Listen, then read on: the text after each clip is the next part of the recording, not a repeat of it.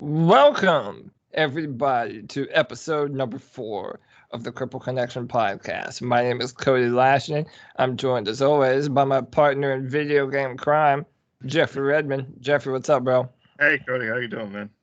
I'm doing fine, man. And you and I were talking about um, open worlds and Yes. the open world genre and how it related to Final Fantasy in our last video game. And today, that's going to be the framework for all the things that we talk about today. We had a brand new Assassin's Creed Valhalla trailer Yep.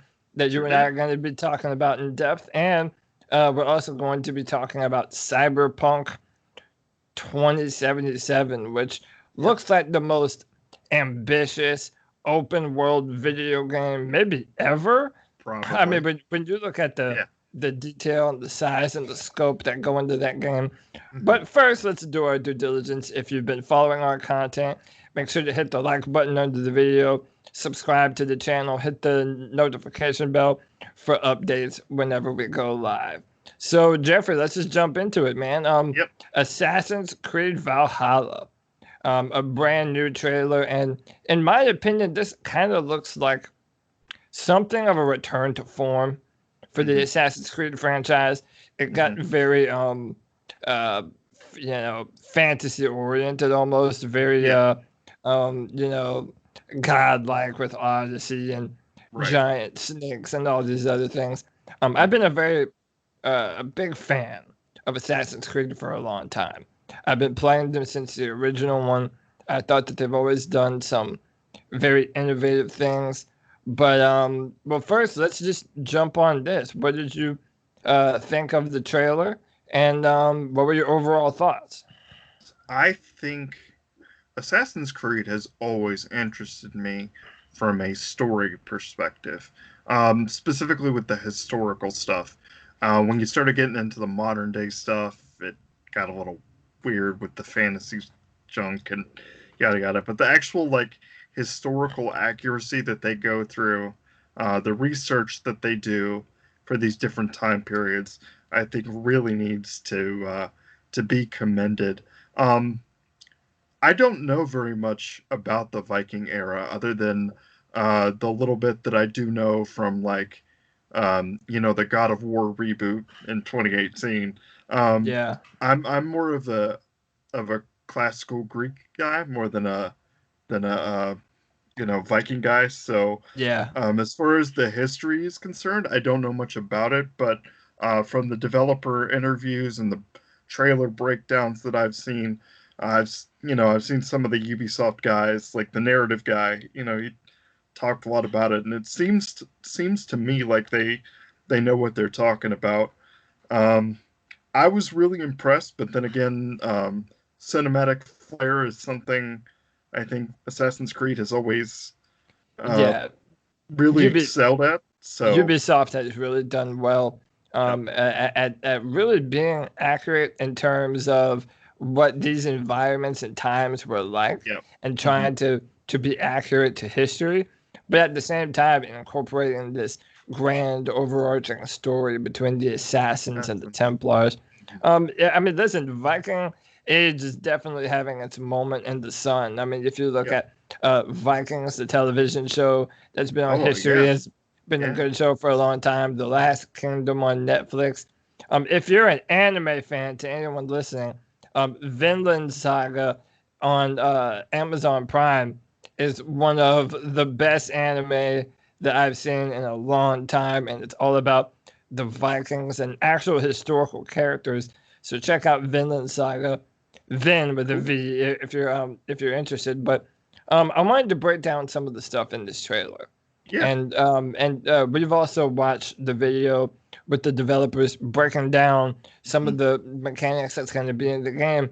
And I found this interesting that at one point they said, the I don't remember his name, but the character that you control, at some point in time, his interests are going to align with that of the assassins. So Right. unlike other games, he is a Viking first and foremost, Right. and an assassin second. And if you see in the trailer at the very end, the hidden blade is on the front of his arm. Yeah, I thought So that was it's neat. not hidden Yeah. and he doesn't mind using it in front of Right. people.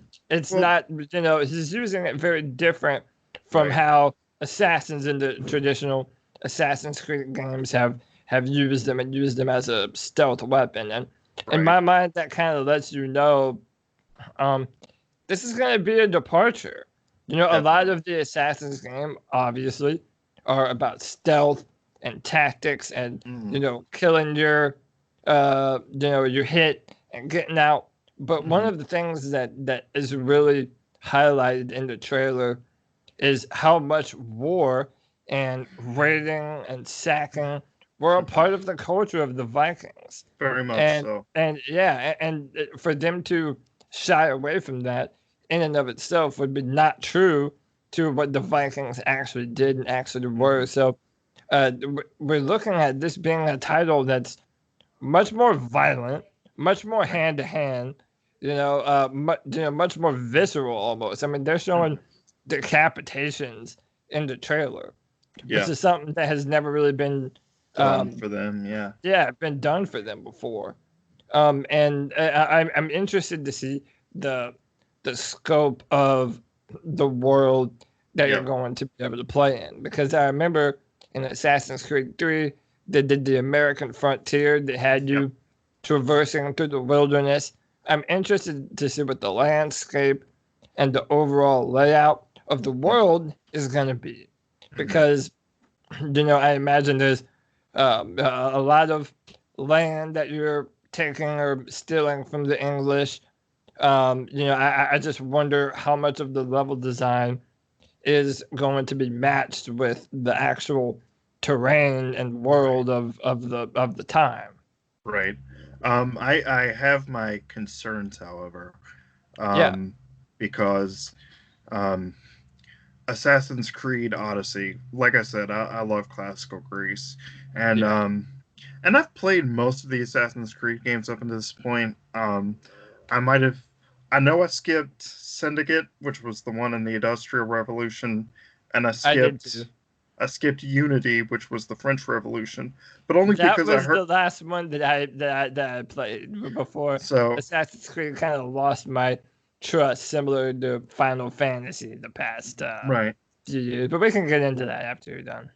Right. So my issue though is that a lot of these mechanics, um, sure you've got the blood and the decapitation, like you said, but a lot of these mechanics that are hinted at in the trailer are already gameplay perspectives that we've seen in Odyssey. Things like these major battles, where you go out and are fighting with this giant army. That was true with the Yeah, Spartan army and all that in Odyssey. Ship sailing has been a thing since Assassin's yeah, Creed 3. Um, Granted, it's all a little bit different because of the mechanics of the ships and stuff, but a lot of these mechanics, I'm just like, ugh.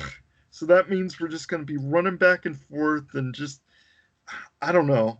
well, I and have a, that's yeah. Go ahead. I have a very almost I I don't hate Assassin's Creed. I think hate is a strong word, but ultimately for me, the Ubisoft formula, the whole thing of climbing tower or climbing, these big structures to get a lay of the land. Like I understand, their perspective on all this, but a lot of these mechanics have been old since 2006, Yeah, and that and they really need to fix some of well, this and stuff.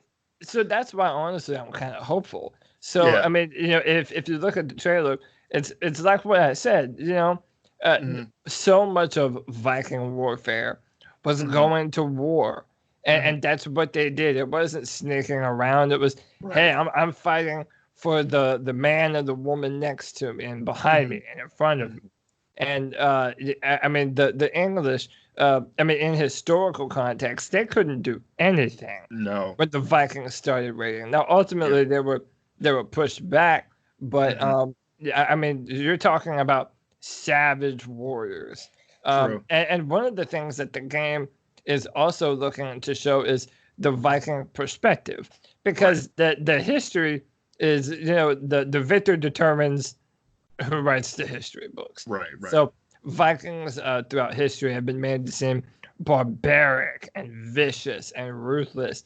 Well, yeah, it's no wonder that they're depicted that way because the people that were going to war with them are the ones that ended up writing about them. But it seems like in this game, they're really trying to show that once the Vikings conquered the lands that they did, they tried to integrate into the society. Yeah, that's kind of neat. I didn't know And that. So. based on the trailer, it seems like you're going to be able to build your own town. That you're going to be able to in the trailer it shows buildings being constructed. So it could be a very interesting gameplay mechanic if you're literally creating and building up your home base. True, but that also, yeah, for devil's advocate reasons, that also worries me, because it could be something as simple as what you would find like in Age of Empires, like the strategy game, where you have to wait for your buildings to be built and stuff like that. And we've kind of seen that before. In Assassin's Creed, there were, I think it was one of Ezio's mini spin-offs or something. You had like this whole villa thing you could do, and it's like, it's great in theory, and as a story idea it works, but is it gonna be like a mobile game where we're sitting around waiting in real time, waiting for these things to be built? So, what I can imagine is it'll probably be a scenario where you're at your hometown or base or whatever, and then you decide, okay, I'm going to build a stable and I'm going to build an infirmary, and then you'll go off and do like a story mission or whatever, and then by the time you come back, they'll be done for you and you'll be ready to go forward and do things like that. But to your concerns and what you were saying, how there's a lot of mechanics from the Assassin's Creed series that you're kind of fearful won't work in today's age. That's why I am hopeful, because this setting with the Vikings and the time period, it does very much seem like that they're not going to be so attached to those Assassin's Creed tropes.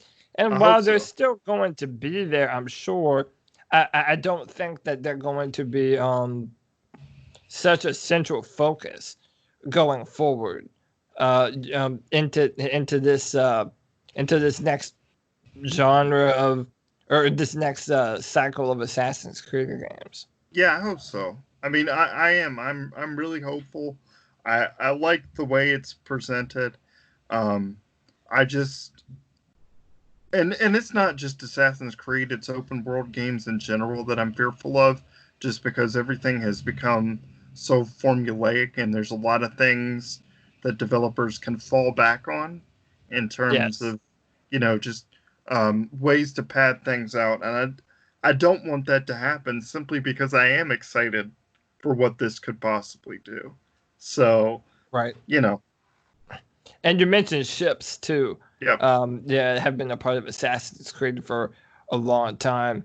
And one of the most important parts of Viking culture, and you see it in the trailer, are those long ships. Those long ships were how they were able to move so fast and basically raid these towns and cities in an instant without you being able to blink. All of a sudden, you're under attack.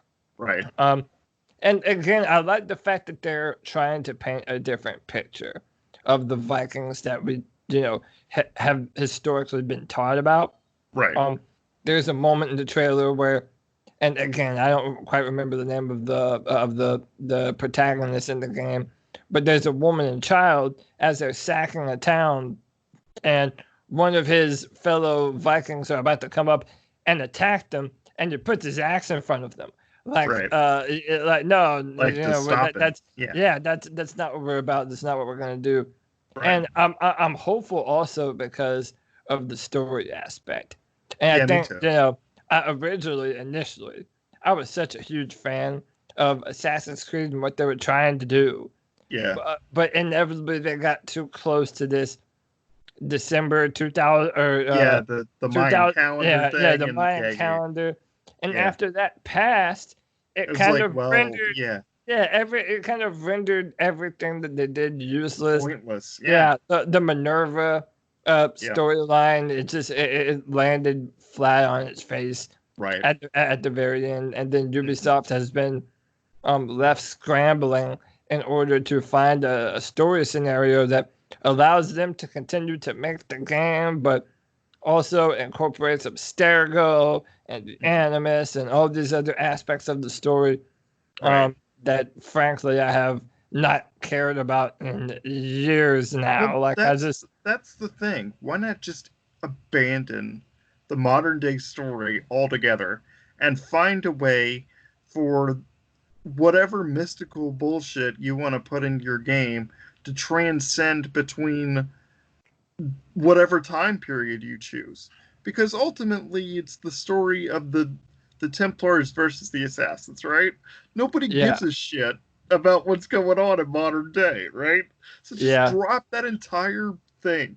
Originally, in the original Assassin's Creed, I was like, okay, this is a really cool scientific concept. You know, being able to um, know your history via your DNA, like to right. actually deconstruct your DNA and to live your ancestors' memories. I thought was a brilliant idea.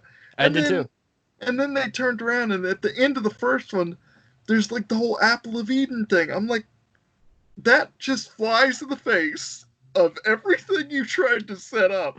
And I get the point, right? Like they want that mystery, they want the fantasy part.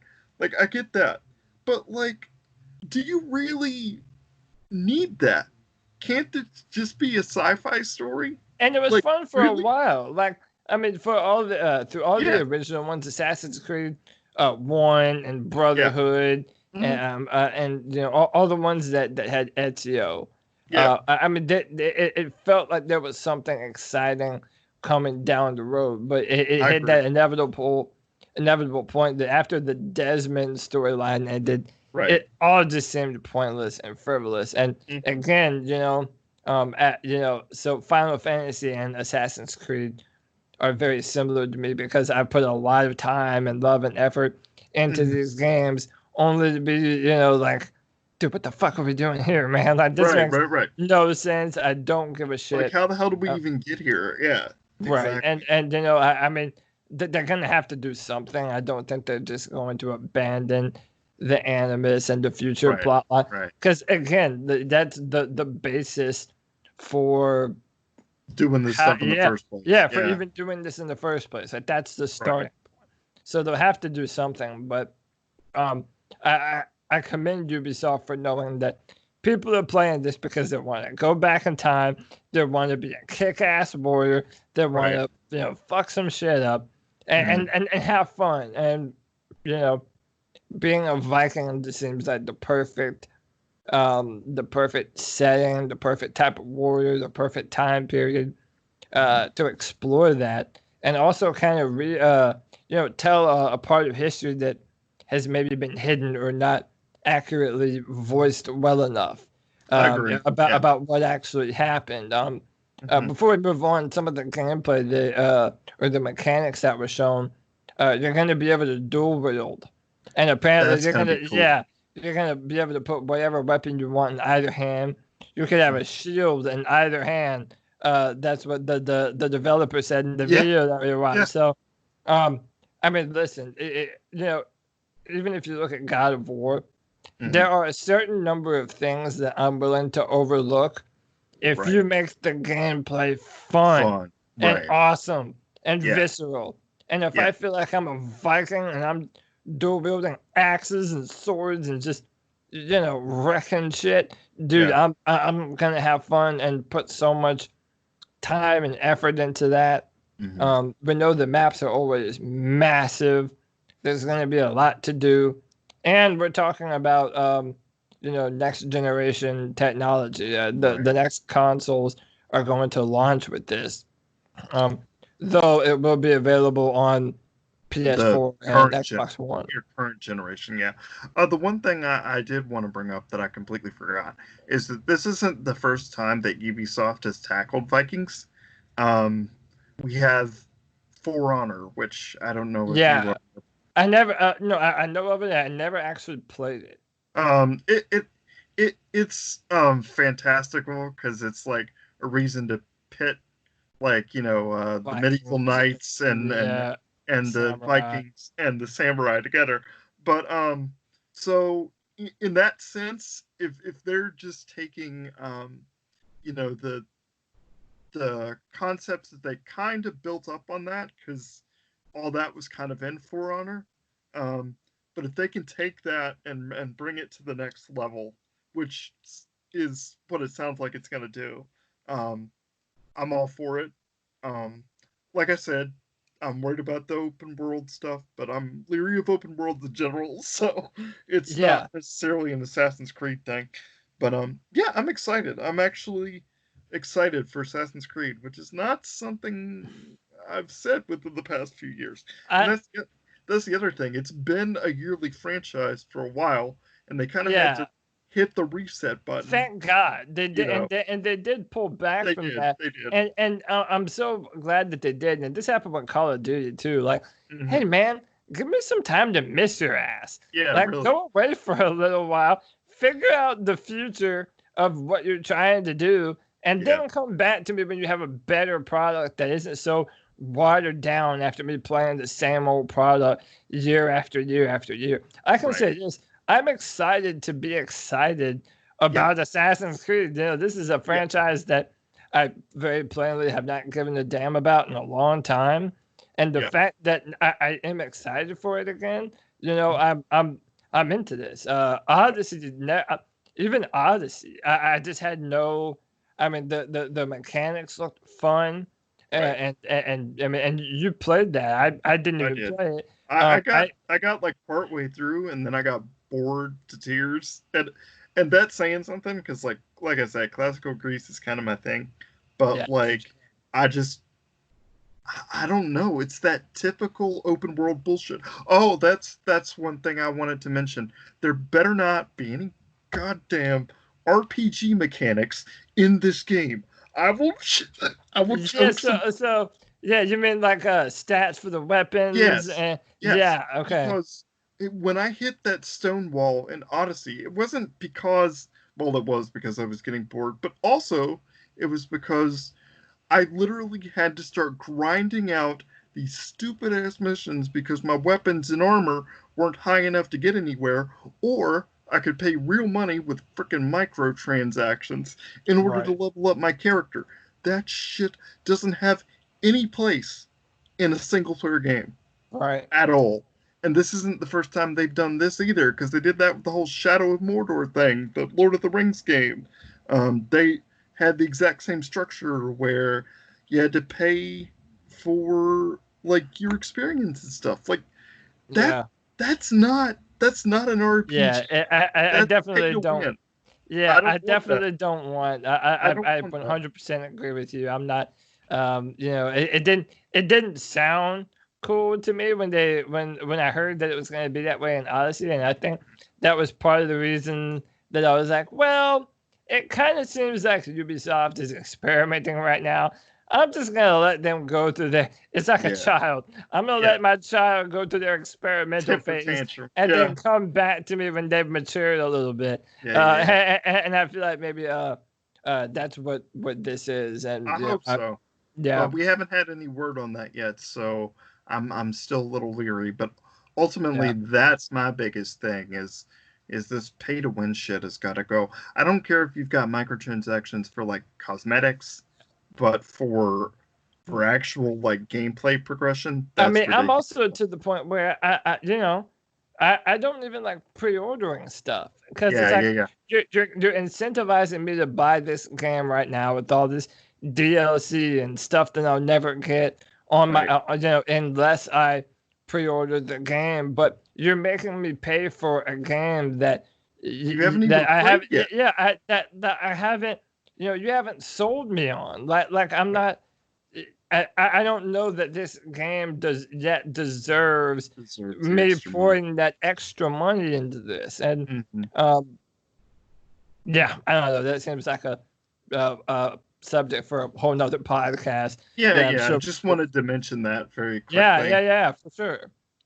And you know, like I said, I've been a fan of this franchise for a long time, so I'm excited to see where it goes, man. And Right. you know, about me personally, I love, not in real life, obviously. I love war, and Yeah. I Yeah. don't mean modern warfare, but like that's why I love Game of Thrones and History. even Yeah. stuff like Dynasty Warriors, you know, Right. which is very not real to Right. Right. actual like, but you know that fighting on the battlefield with the weapon and your proficiency with that weapon, how you're able to fight is so important, and you know Yeah. tactics and knowing when to have the high ground. And I love that tactical medieval battle type of shtick. And Right. this does that for me and then some.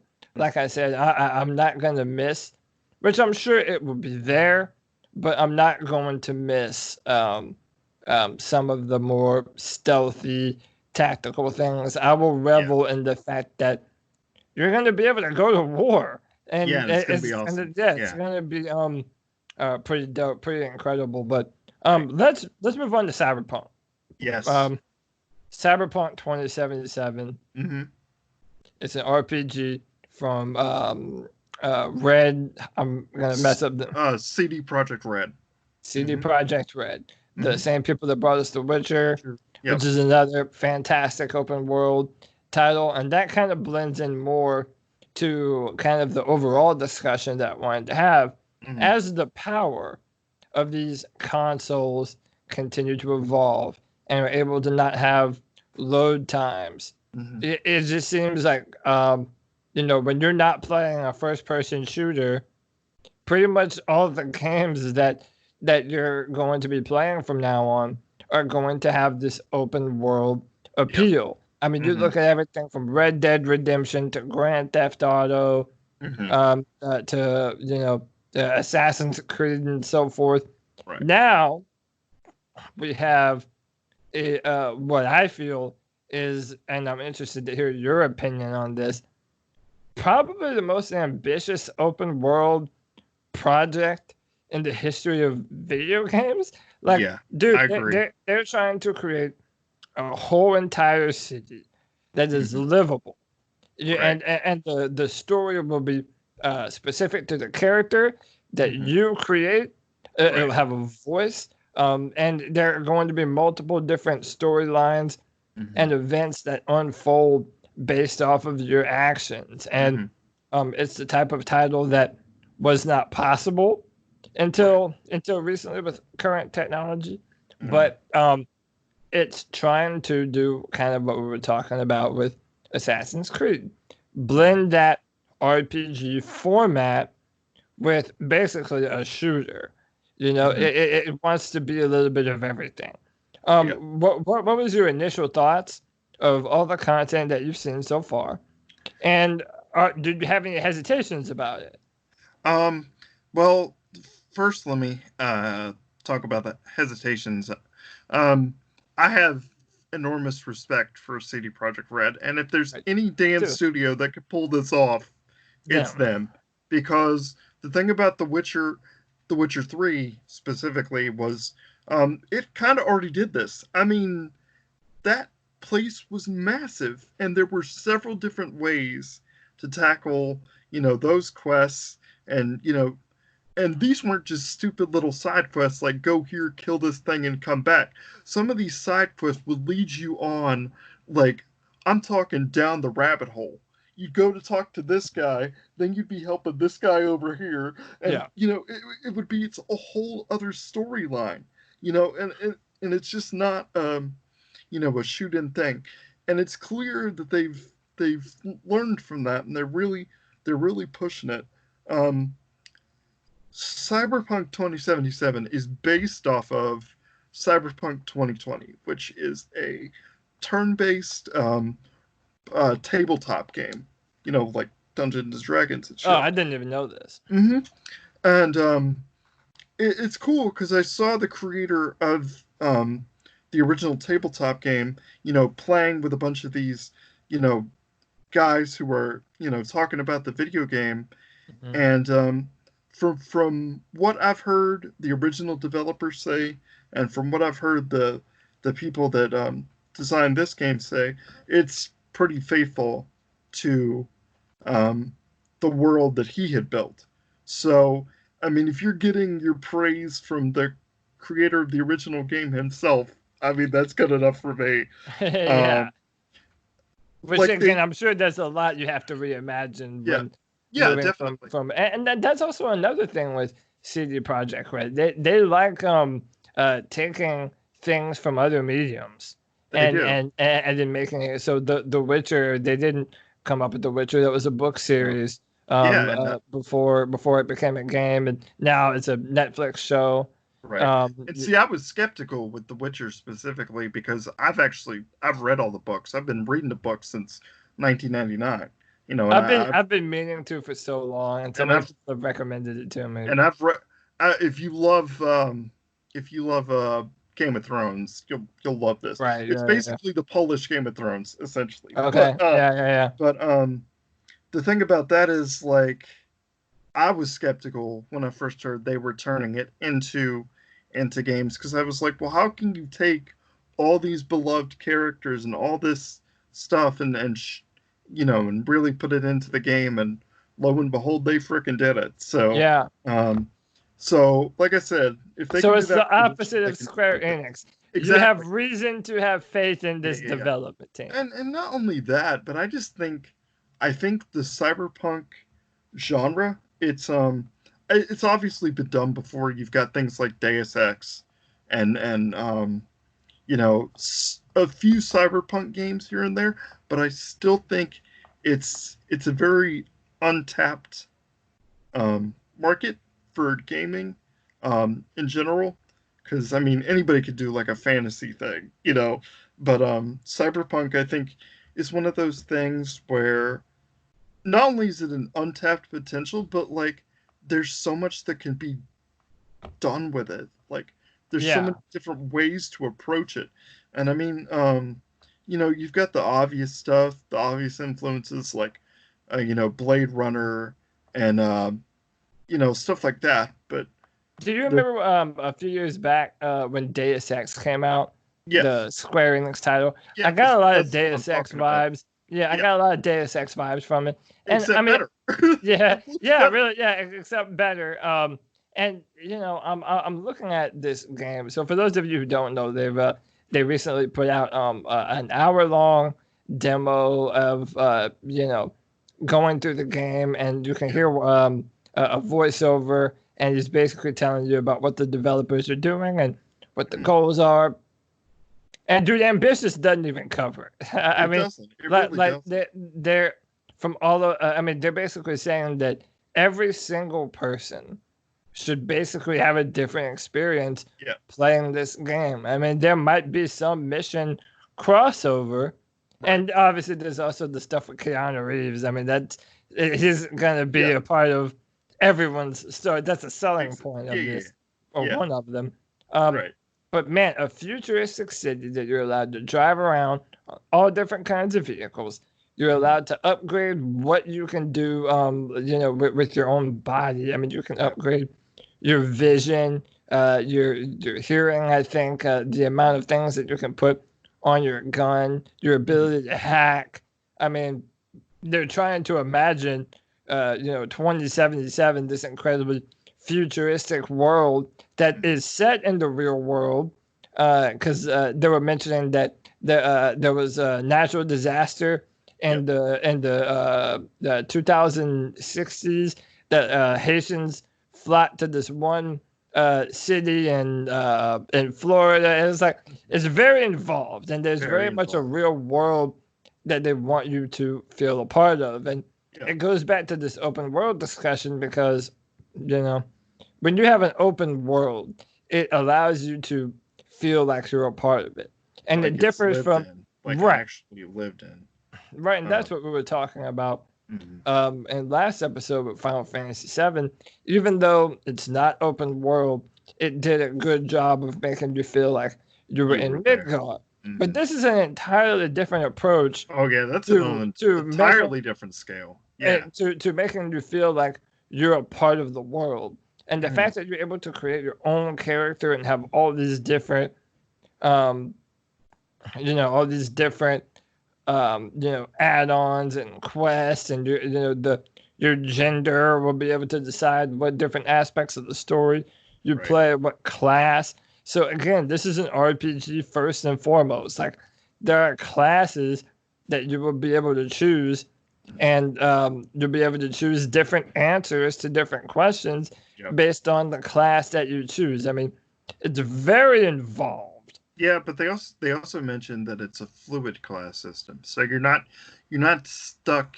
Like if you Yes. pick a particular class, you aren't stuck with that class entirely. Yeah, you have to go back and like level up your skills accordingly and do what you need to do, but you're not stuck into it. So if at one minute you want to go in there guns blazing and just get shit done, you could do that. Right.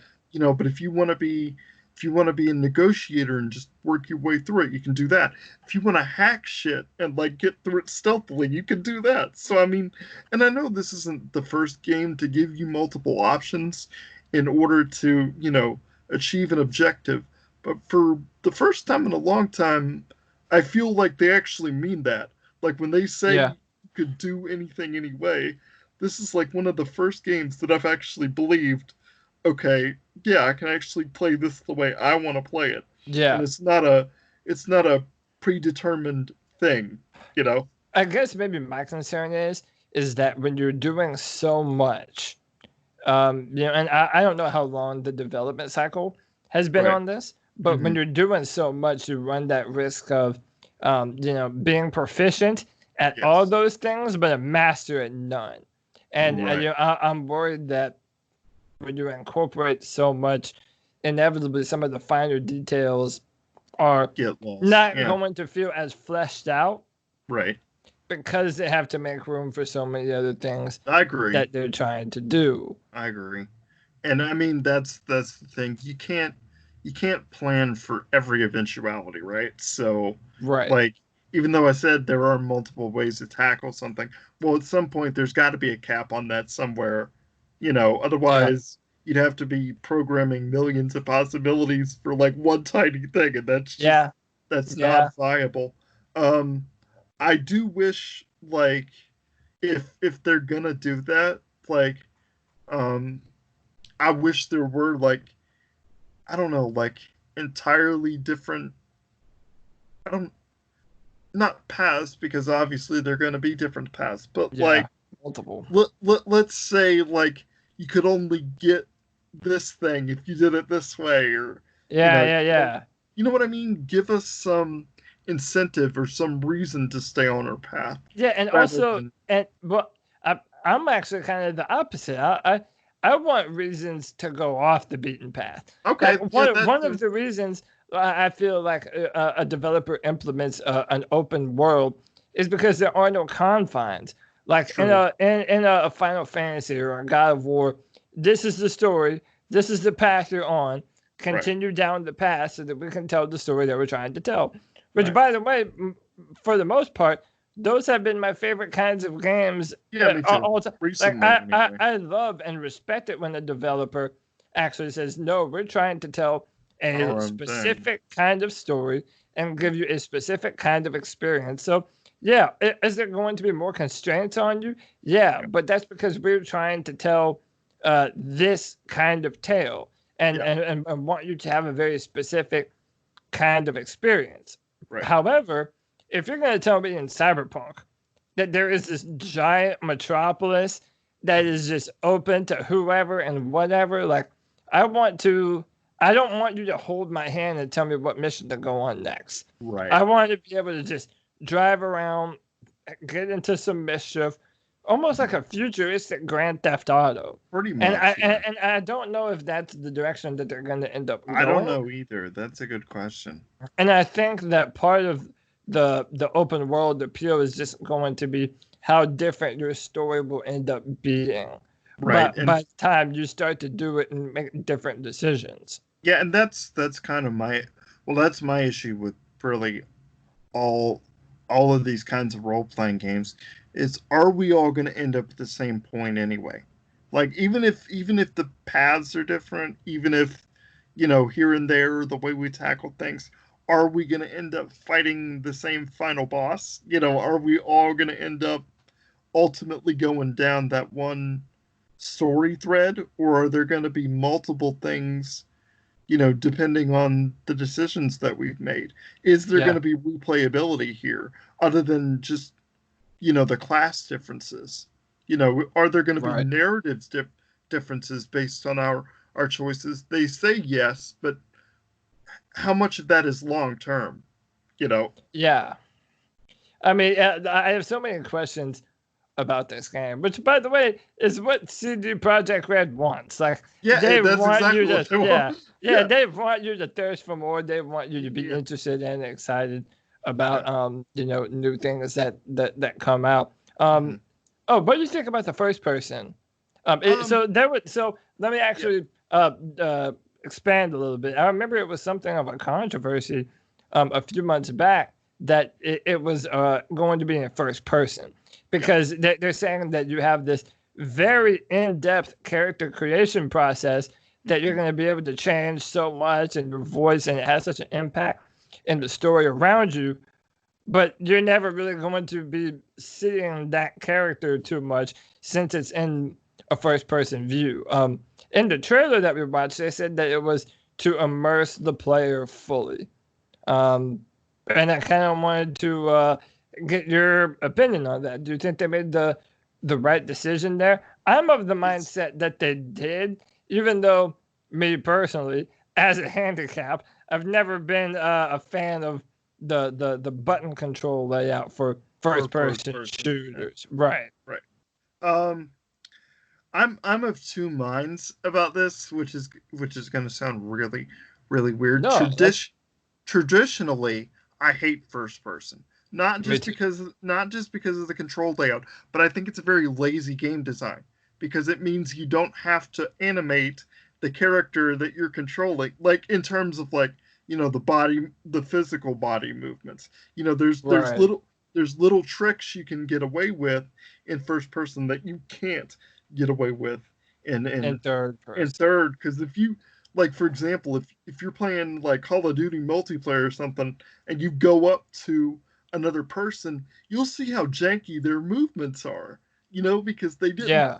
they didn't think about these things when they are, you know when you're um when you're developing for first person, you're not thinking, okay, what does our character model look like? Because, well, you don't have to worry about Well, it. but do you You know? think this goes back to my other question to you, like of them being, you know, Project Red trying to do so much Yeah. that they're not going to be able to nail everything? Do you think that it was a decision that, well, we're doing so much, and Hmm. not only is this a decision to put you in the world, so it's like you're in the eyes of your character, and I understand that, but also for the reasons that you just mentioned, it's one less thing that they have to fully Yeah. um, flesh out and do when they're making this game that is purported to do so much, Yeah. so many things. You know what's funny is, I said I was two minds about this. The other mind, though, is maybe they did, because this is a world that I actually want to see up close. Like, Yeah, I want to go around every corner, and I want to get as close to these things as I yeah, possibly can, just from a visual intrigue standpoint. Um, because, like I said, this is cyberpunk. It's, really, like, it's a very unique genre in terms of the way things look and feel. So I think the camera decision for first person um, may lend well to the genre itself, like the cyberpunk genre. Um, yeah, but but as far as gameplay goes, I'm just like, oh, okay, all right. yeah, Here's another one. Um, Kind of like, I mean, if they were really smart, they'd do something like, like Fallout 3 did, where you had the ability to do either one. Um, there are yeah. games that do both. Granted, third person looked really janky in Fallout 3, It did. um, but I mean, it was still an option. If you wanted to go first, you could, or if you wanted to go third, you could. So I don't know. I guess I'm not gonna know until the game actually comes out. But since it's primarily a shooter, I'm hesitant because first of all, I'm terrible at shooters. Like Same, I same, same, same. like, and you know, I know that's the big thing with like Fortnite and PUBG and all this bullshit, Yeah, but like, I'm just I don't have the physical dexterity to keep up in a shooter. But if it's more RPG based, you know, if it's more like dice rolls determine how much damage you do, kind of thing, right. even with active shooting, I think I can deal with that. Well, But if and they really make it a point in the video to stress that you don't have to do the you don't guns have to do blazing it. stick. Yeah, yeah, Like, I yeah. mean, I you know. could essentially be you know, and by the way, as someone who is interested in this game, who also shares the same problems that you're talking about, one of these episodes I'll have my quad stick in front of me, and that's what I use to play shooters, just because on a controller it's just not It's possible tough. for me to do. But Hmm. the fact that you are going to have those capabilities to play it in a way that's not just a shooter, that you can True, be very cerebral about it. but It is very inviting right. to handicapped people, but also to people who just shooters aren't their thing. Right. And Well, I I do do kind of commend. worry about that though, because as we saw in that demo mission, um, they tried to go in the diplomatic way, and you still had to shoot your way out of it. And it So, I failed. mean, that's gonna be a thing. I mean, you're gonna be using guns You regardless will of have to fight at certain at points. some point, and it's like, okay, but how much of that is like traditional shooting, and how much of that is more of a RPG mechanic? Like they didn't really explain that. You know, it's not like Yeah. it's not like something like Borderlands where you shoot something and you actually see like the damage modifier, you know, coming off their body, you know, to where you could, you know, see how much damage you're doing. This looked like real time or first person shooting, and I don't know how I feel about that. I'm kind of Yeah, torn. you know, like I said, CD Project Red, they've gotten what they've wanted, and the Yep. fact that we're curious about this, they answered a bunch of questions and showed off a bunch that has gotten people excited, but Yep. at the same time, is not, um, you know, it's not letting the cat out the bag, Right. and as far as you know what this game will be. Um, and I'm excited for it. You know, I am too. I'm ready to play it. And I think that you're probably the opposite on this.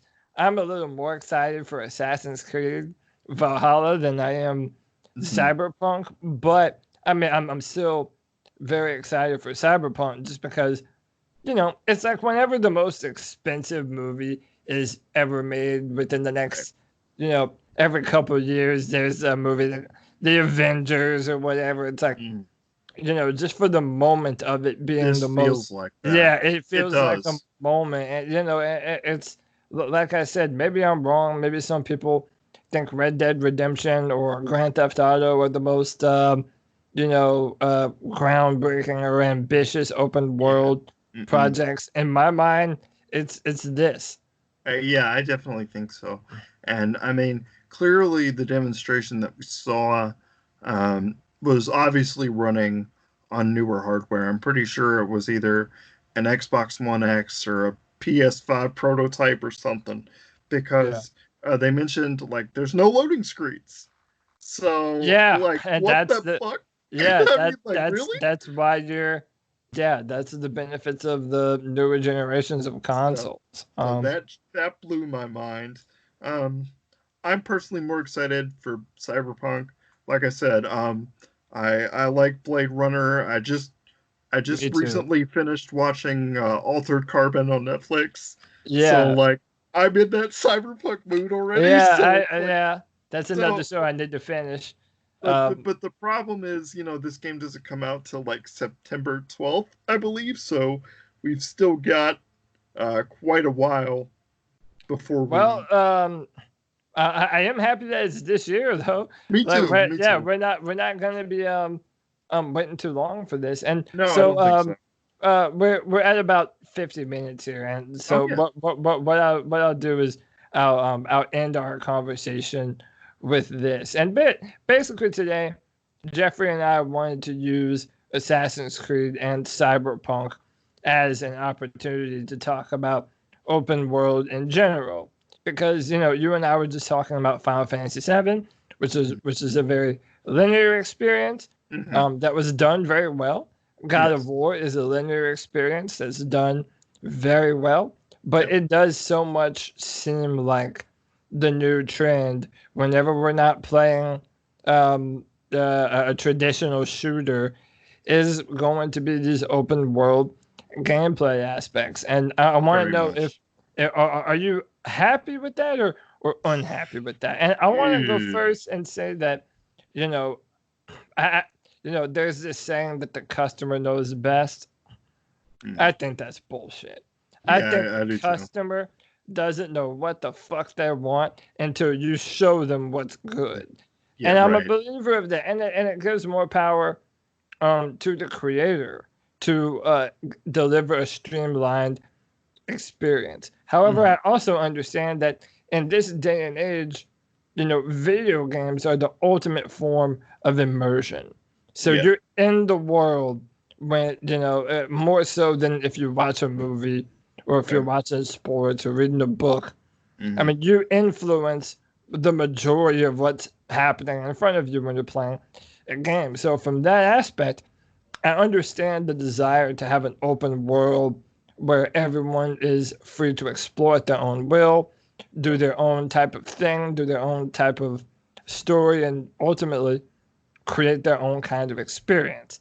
I Yeah. do feel, however, that it's going to disincentivize other developers from creating a streamlined storyline process that is, an experience in and of itself Right. that does put some guidelines on the player, but to tell a grander tale and deliver a more specific experience. I Yeah. mean, you and I were even talking that the next version of Final Fantasy VII could be open world due Yep. to how that game changes so dramatically after Midgar.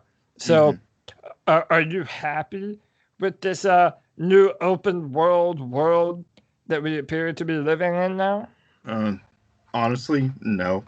Um, I'm I'm of the caliber of, if a game takes 8 hours, but it's an awesome 8 hours, I would Yeah, take that over a 50-hour game where the majority of that was due to traversal. And actually, traversal is probably my biggest pet peeve in open world gaming in general. Um, like Red Dead Redemption 2, great story, but the fact that I have to trot literally 15 minutes on horseback to get wherever the hell I want to go. Like yeah, that's not fun. I don't care if you run into yeah. NPCs along the way. I don't care, if you're stopping and doing random shit along. That doesn't. It The gets thing that boring. bothers me It's is just the boring. boringness, Yeah, and ultimately the question becomes, well, the larger you make it, the longer traversal it's going to take, right. unless you have, either fast travel or something else. um and honestly, just because someone says that an open world is big doesn't make it better. So, like Spider-Man, for example, the PS4 game, it was a much smaller open world, but I liked that because you could basically swing anywhere you wanted to go, and you could be there in like less than 2 minutes, and Yeah. that was it. Like it And didn't it's have. also just fun being a Spider-Man Well, swinging around. Yeah, it's that's the thing. Traversal is part of that. So like I actually had fun swinging. A lot of times I wouldn't even yeah, take the fast travel just because I wanted to swing wherever I needed to go. So yeah, if they fix the boring intermediate in between stuff, I'm yeah. okay. Now I don't want to go guns blazing the entire time I'm playing an open world game. Don't get me Right. wrong, but I don't want there to be long stretches of just going from one end of the map to the other, no matter how good that map is. I want to get where I need to go within a sensible amount of time to keep me engaged. Because if I'm not, then why am I playing this shit? Why am I not just watching somebody play it? You know what I mean? In my opinion, that's why I think Cyberpunk has so much potential. Me too. That's what I'm. Because it does seem like the fact that it's in a futuristic city. There's going to be there is going to be everything from different kinds of vehicles to public transportation. To, I mean, you already see shit flying around in the air. I mean, I'm sure there's going to be all kinds of different crazy shit. So, that does make me hopeful. I'm hesitant as well about the open world thing. And it's not the open world itself. I kind of already alluded to it. I want developers to feel comfortable making an experience that is streamlined, that is the story and the kind of gameplay and the kind of experience that they want you to have. And I feel like if the open world model is what's most popular, they're going to be decentivized from making those types of games, especially now that they have so much capability with the power of these next generation consoles. Right. So, but I think overall, I'm hopeful. I'm excited for these games to come, and it'll be fun. I look forward to any new information that comes out about both of these games. Yep, me too.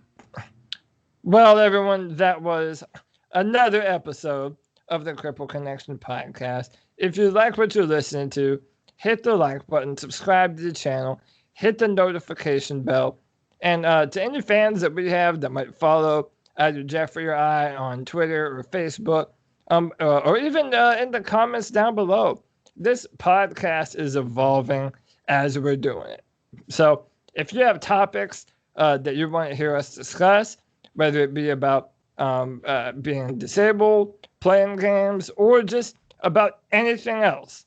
I mean, this podcast is about video games and the industry in and of itself, and that's what we're interested in talking about. So interact with us, leave a comment down below, follow us on Twitter. Me, it's at Codylac, CODYLAC on Twitter. Jeffrey, how can they find you, my man? I'm at Jeffrored, so at JEFFRORED. You can find me on Facebook or Twitter. They're both the same. So you'll find me. So that was another episode of the Cripple Connection podcast. Until next time, ladies and gentlemen, peace and love.